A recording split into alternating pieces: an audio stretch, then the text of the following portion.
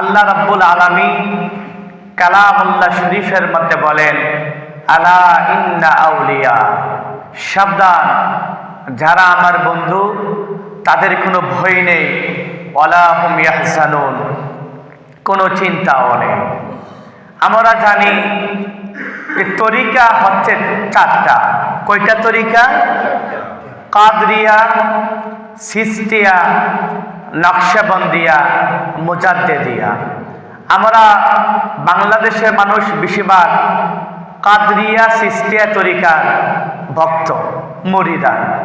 সেই জন্য আজকে আমি নিয়ত করেছি যে কাদরিয়া তরিকার যিনি মূল শায়েখ আব্দুল কাদের জিলানী রাহমাতুল্লাহ আলাইহি সংক্ষিপ্ত জীবনীটা আপনাদের সম্মুখে আলোচনা করার জন্য।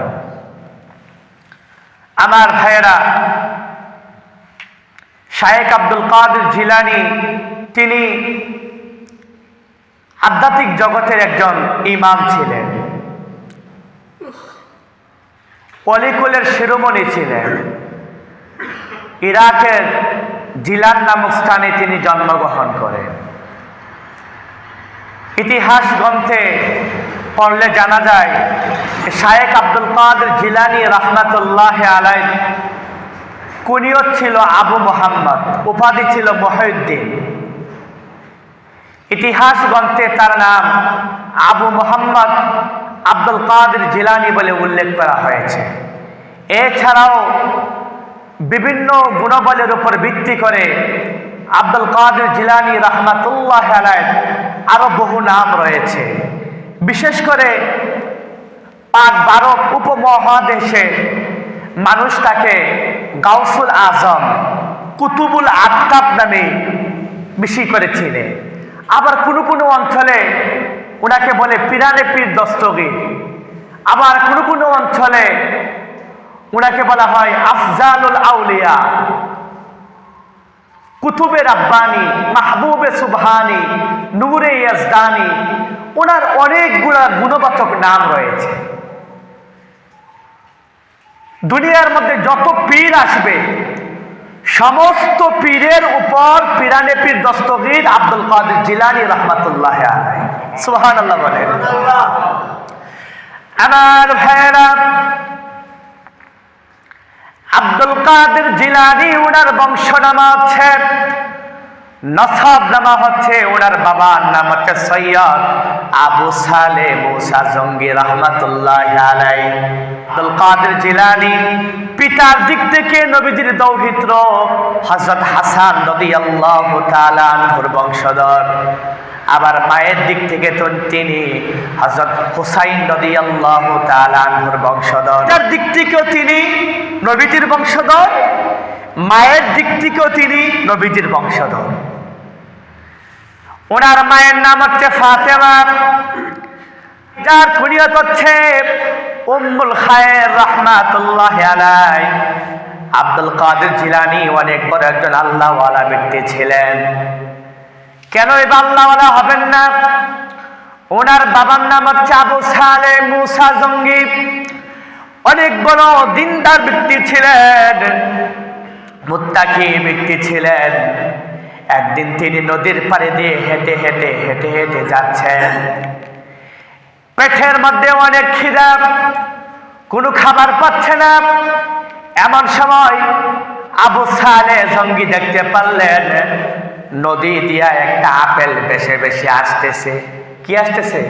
আপেল। তিনি কি করলেন? নদীর মধ্যে নেমে নদীর তীর থেকে আপেলটা খেয়ে ফেললেন।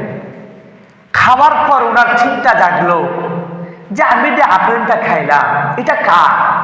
এই আপেলের মালিক কে?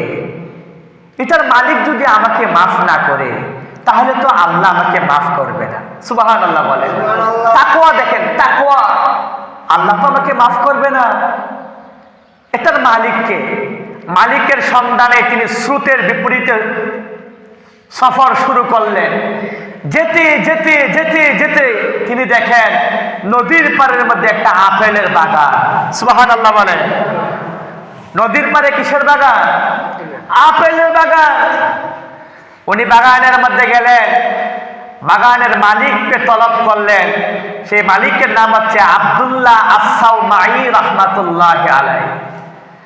আব্দুল্লাহ আস-সাওমাইকে বললেন, হুজুর, আমি তো না জেনে না বুঝে একটা আপেল খেয়ে ফেলেছি, আবার আপনি যদি আমাকে মাফ করেন আল্লাহ আমাকে মাফ করবে, আপনি যদি আমাকে মাফ না করেন তাহলে তো আল্লাহ আমাকে মাফ করবে।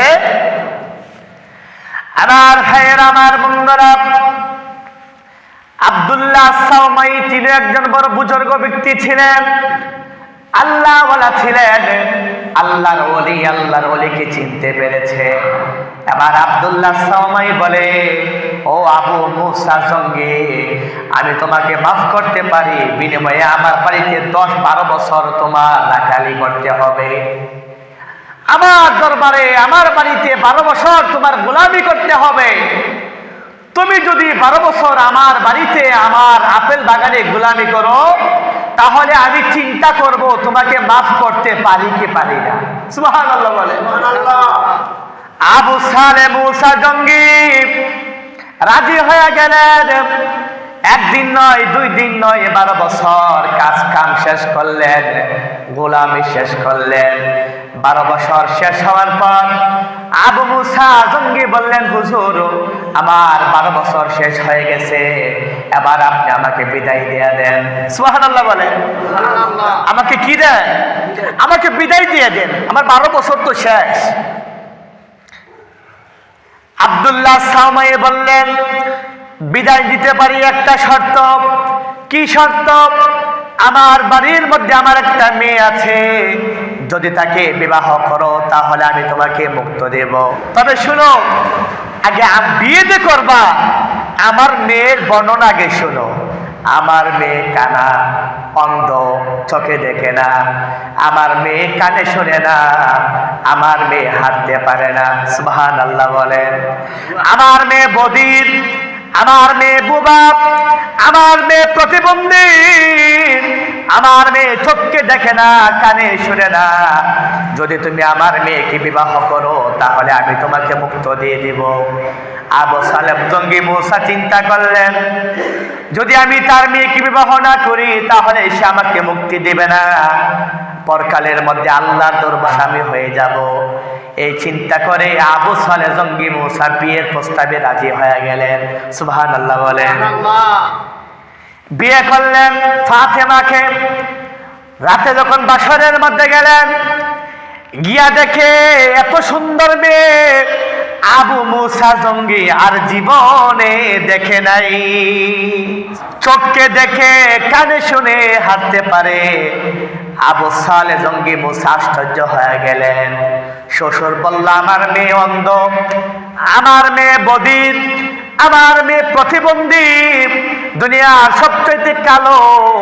এখন তো দেখি সব বিপরীত, কিছুই তো তিনি বুঝতে পারলেন না। বাসর ঘর থেকে বের হয়ে শ্বশুরের কাছে আসলেন, হুজুর আপনি কি বললেন আর এখন কি হলো? সুবহানাল্লাহ বলেন।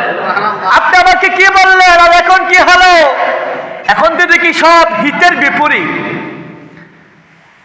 শ্বশুর বলল, বাবাজি শোনো, আমি কেন বললাম আমার মেয়ে বধির?